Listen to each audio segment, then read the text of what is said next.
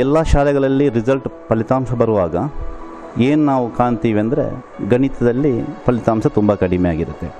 ಆದರೆ ಈ ಶಾಲೆಯಲ್ಲಿ ಒಂದು ವಿಶೇಷ ಏನಂದರೆ ಮಕ್ಕಳು ಗಣಿತ ಕ್ಲಾಸನ್ನು ಅವರ ಆಟದ ತರಗತಿಗಿಂತಲೂ ಹೆಚ್ಚು ಇಷ್ಟಪಡ್ತಾರೆ ಅಂತ ನಾನು ಕಂಡಿದ್ದೇನೆ.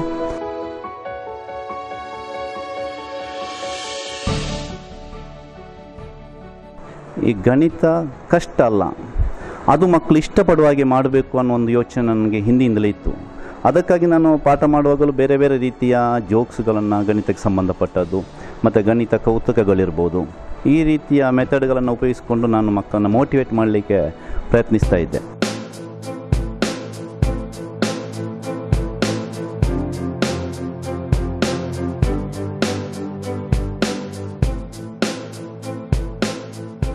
ಹೀಗಿರುವಾಗ ಒಂದು 19 ವರ್ಷ ನನ್ನ ಸರ್ವಿಸು ಆಯಿತು.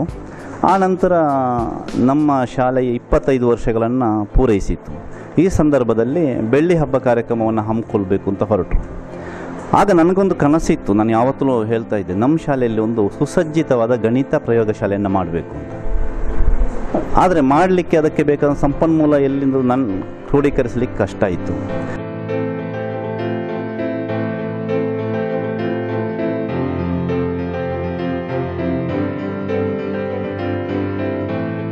ಆ ಸಂದರ್ಭದಲ್ಲಿ ಒಂದು 3 ವರ್ಷದಿಂದ ನಾನು ತುಂಬ ಪ್ರಯತ್ನಪಟ್ಟೆ.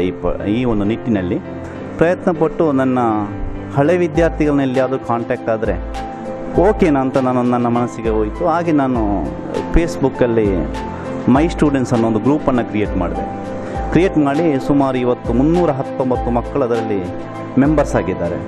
ಎಲ್ಲ ಮಕ್ಕಳು ಒಳ್ಳೊಳ್ಳೆ ಜಾಬಲ್ಲಿ ಕೆಲಸದಲ್ಲಿರುವಂಥ ಮಕ್ಕಳಿದ್ದಾರೆ ಮತ್ತು ನನ್ನನ್ನು ಪ್ರೀತಿಸುವ ಮಕ್ಕಳು ಅವರು. ಇದಕ್ಕಿಂತ ಹೆಚ್ಚಾಗಿ ಅದನ್ನು ನಾನು ಇಷ್ಟಪಡ್ತೀನಿ.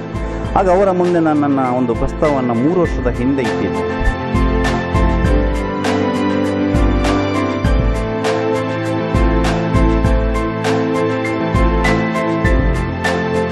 ದುರಾದೃಷ್ಟವಶಾತ್ ಅದನ್ನು ಪೂರ್ತಿ ಮಾಡಲಿಕ್ಕೆ ಆಗಲಿಲ್ಲ. ಅಂದರೆ ಅಷ್ಟೊಂದು ಸಂಪನ್ಮೂಲವನ್ನು ಕ್ರೋಢೀಕರಣ ಮಾಡಲಿಕ್ಕೆ ನನ್ನಿಂದ ಆಗಲ್ಲ ಅಂತ ಇತ್ತು. ಆದರೆ ಯಾವಾಗ ನಮ್ಮದು ಸಿಲ್ವರ್ ಜುಬ್ಲಿ ಫಂಕ್ಷನ್ ಮಾಡ್ತಾರೆ ಅಂತ ಹೊರಟಿತ್ತ, ಆವಾಗ ನನಗೆ ಪುನಃ ಆಸೆ ಚಿಗುರೊಡೆಯಿತು. ಆ ಬೆಳ್ಳಿ ಹಬ್ಬವನ್ನು ಮುಂದಿಟ್ಟುಕೊಂಡು ಪುನಃ ಮಕ್ಕಳ ಹತ್ರ ರಿಕ್ವೆಸ್ಟ್ ಮಾಡಿದೆ. ಮಾಡುವಾಗ ಪ್ರತಿ ಸಲ ನನ್ನ ಮಕ್ಕಳ ಹತ್ರ ಹೇಳಿದ್ದು, ನಿಮ್ಮ ಹಣಕ್ಕೆ ನ್ಯಾಯ ಕೊಡ್ತೀನಿ, ನಿಮ್ಮ ದುಡ್ಡು ವೇಸ್ಟ್ ಆಗಲ್ಲ, ಮತ್ತು ನಿಮ್ಮೆಯೂ ಕಲಿತ ಶಾಲೆಯನ್ನು ಒಂದು ರಾಜ್ಯದಲ್ಲೇ ಒಂದು ಗುರುತಿಸುವಂಥ ಶಾಲೆಯನ್ನಾಗಿ ನಾನು ಮಾಡ್ತೀನಿ ಅನ್ನೋ ಒಂದು ಭರವಸೆ ಅವರಿಗೆ ಕೊಟ್ಟಿದ್ದೆ. ಅದು ಈಡೇರಿಸಿದ ಒಂದು ಸಾರ್ಥಕ ಭಾವನೆ ಇವತ್ತು ನನ್ನ ಮನಸ್ಸಲ್ಲಿ.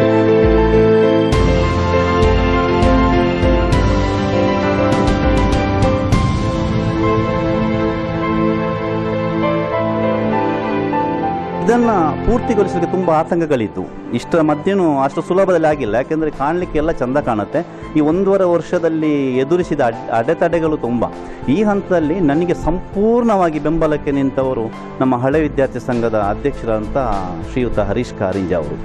ಪ್ರತಿ ಸಲ ನನಗೆ ಹೇಳಿದ್ರು, ಸರ್ ನೀವು ಹೆದರಬೇಡಿ, ನಿಮ್ಮ ಹಿಂದೆ ನಾನಿದ್ದೀನಿ, ನೀವು ಮುಂದೆ ಹೋಗಿ, ನಿಮಗೆ ಪೂರ್ತಿ ಆಗುವವರೆಗೆ ನಿಮ್ಮನ್ನು ನಾನು ಬಿಟ್ಟುಕೊಡಲ್ಲ, ಯಾರು ಇಡೀ ಊರೇ ಎದುರು ನಿಂತು ನಿಮ್ಮನ್ನು ನಾನು ಬಿಡಲ್ಲ ಅನ್ನೋ ಒಂದು ಸ್ಫೂರ್ತಿ ನಂಗೆ ಕೊಟ್ಟರು.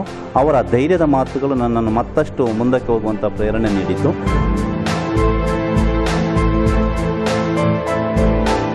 ಏನು ಅಡ್ವಾನ್ಸ್ ಟೆಕ್ನಾಲಜಿ ಇವತ್ತಿದೆ ಅದನ್ನು ಬಳಸ್ಕೊಳ್ಬೇಕು. ಒಂದು ಗಣಿತ ಲ್ಯಾಬ್ ಅಂದರೆ ಏನು ಸೈನ್ಸ್ ಲ್ಯಾಬಿಗಿಂತ ಏನು ಕಡಿಮೆ ಇರಬಾರ್ದು ಅನ್ನೋದು ನನ್ನ ಆಶಯ ಆಗಿತ್ತು. ಅದನ್ನು ಪೂರ್ತಿ ಮಾಡಿದೆ. ಮತ್ತು ಇಲ್ಲೇನಿದೆ ಅಂದರೆ ಒಂದು ಮುಖ್ಯವಾಗಿ ಎಲ್ಲ ಸ್ಮಾರ್ಟ್ ಕ್ಲಾಸನ್ನು ನಾವು ಕಾಣ್ತೀವಿ. ಸ್ಮಾರ್ಟ್ ಕ್ಲಾಸಲ್ಲಿ ಏನಿದೆ ಅಂದರೆ ಕಂಪ್ಯೂಟರ್ನಿಂದ ಏನು PPT ಪ್ರೆಸೆಂಟೇಷನ್ ನಾವು ಕೊಡ್ತೀವಿ, ಎಲ್ಲ ಪ್ರಿಪೇರ್ಡ್ ರೆಡಿಮೇಡ್ ಸಾಫ್ಟ್ವೇರ್ಗಳನ್ನು ನಾವು ಬಳಸ್ತೀವಿ ಸ್ಮಾರ್ಟ್ ಕ್ಲಾಸ್ಗಳಲ್ಲಿ. ಆದರೆ ಇಲ್ಲಿ ಐರಿಸ್ ಡಿವೈಸ್ ಮೂಲಕ ನಾವು ಬೋರ್ಡ್ನಲ್ಲೇ ನಾವು ಕ್ರಿಯೇಟ್ ಮಾಡ್ಬೋದು, PPTಯನ್ನು ಎಲ್ಲವನ್ನು ಕ್ರಿಯೇಟ್ ಮಾಡ್ಬೋದು. ಅದೊಂದು ಇಲ್ಲಿಯ ಅಡ್ವಾನ್ಸ್ಡ್ ಇದರದು. ಅದರೊಟ್ಟಿಗೆ ಮಕ್ಕಳಿಗೆ ಕ್ಲಾರಿಟಿ ಕೊಡೋ ಉದ್ದೇಶದಿಂದ ವಿಡಿಯೋ ಏನಾದರೂ ನಾವು ಕ್ಲಿಪ್ಪಿಂಗ್ ಕೊಡೋದಿದ್ರೆ ಅದು ಕ್ಲಾರಿಟಿ, ಈಗ ಯೂಟ್ಯೂಬ್ಗಳಲ್ಲಿ ಗಣಿತಕ್ಕೆ ಸಂಬಂಧಪಟ್ಟ ಬೇಕಾದಷ್ಟು ಕ್ಲಿಪ್ಪಿಂಗ್ಸ್ಗಳಿವೆ, ಅದು ಮಕ್ಕಳಿಗೆ ಒಂದು ಕೊಡಬೇಕು ಅನ್ನೋ ಉದ್ದೇಶದಿಂದ ನಾವೇನು ಮಾಡಿದ್ದೇವೆ ಅಂದರೆ LED TV ಇದರಲ್ಲಿ ಇನ್ಸ್ಟಾಲ್ ಮಾಡಿದ್ದೀವಿ. ಇದು ಬಹುಶಃ ಯಾವುದೇ ಮ್ಯಾಥ್ಸ್ ಲ್ಯಾಬಲ್ಲಿ ಇದುವರೆಗೆ ಸಿಗಲಿಕ್ಕೆ ಸಾಧ್ಯ ಇಲ್ಲ. 2 ಡಿವೈಸ್, ಐರಿಸ್ ಡಿವೈಸ್ ಮತ್ತು LED TV ಇದು ಸಿಗಲಿಕ್ಕೆ ಸಾಧ್ಯ ಇಲ್ಲ. ಅದರೊಟ್ಟಿಗೆ ಮಕ್ಕಳಿಗೆ ರೌಂಡ್ ಟೇಬಲ್ ವ್ಯವಸ್ಥೆ, 60 ಚೇರ್ಸ್ಗಳನ್ನು ಹಾಕಿದ್ದೀವಿ. ಅದು ಒಳ್ಳೆ ಕ್ವಾಲಿಟಿ ಚೇರ್ಸ್ಗಳನ್ನು ಹಾಕಿದ್ದೀವಿ. ಆನಂತರ ಸ್ಕ್ರೀನ್, ಆನಂತರ ಬಲ್ಬ್ ವ್ಯವಸ್ಥೆ, ಏನು ಇನ್ಫೋಸಿಸ್ ಬಿಲ್ಡಿಂಗ್ ಹೋದಾಗ ಕಾಣುತ್ತೆ ಆ ಥರ ಸೆಟ್ಟಿಂಗ್ ಮಾಡಿದ್ದೀವಿ. ಮತ್ತು ಎಲ್ಲ ಗಣಿತಶಾಸ್ತ್ರಜ್ಞರ ಫೋಟೋಗಳನ್ನು ಹಾಕಿದ್ದೀವಿ, 29 ಫೋಟೋಗಳಿವೆ. ಆನಂತರ ಎಲ್ಲ ಮಾಡೆಲ್ಸ್ಗಳು ಸ್ವಲ್ಪ ವ್ಯೂವಲ್ಲಿ ತುಂಬ ದೊಡ್ಡದಾಗಿ ಎನ್ಲಾರ್ಜ್ ಆಗಿ ಕಾಣುವ ರೀತಿಯಲ್ಲಿ, ಇದರಲ್ಲಿ 60% ಮಾಡೆಲ್ಸನ್ನು ನಾನು ಒಬ್ಬನೇ ಪ್ರಿಪೇರ್ ಮಾಡಿದ್ದು.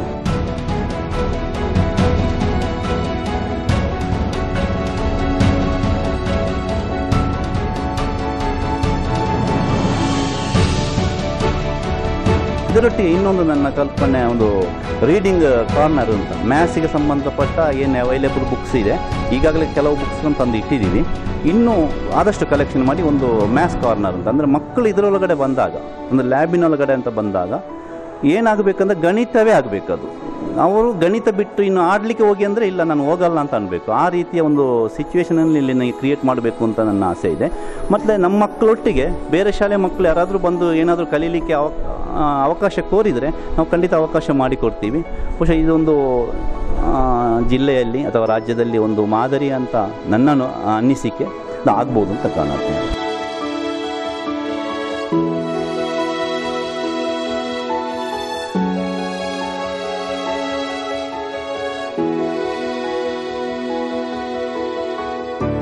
ಏನಿವತ್ತು ನಾನು ಸಾಧಿಸಿದ್ದೇನೆ, ನನಗೆ ಸನ್ಮಾನ ಬೇಕಾಗಿಲ್ಲ.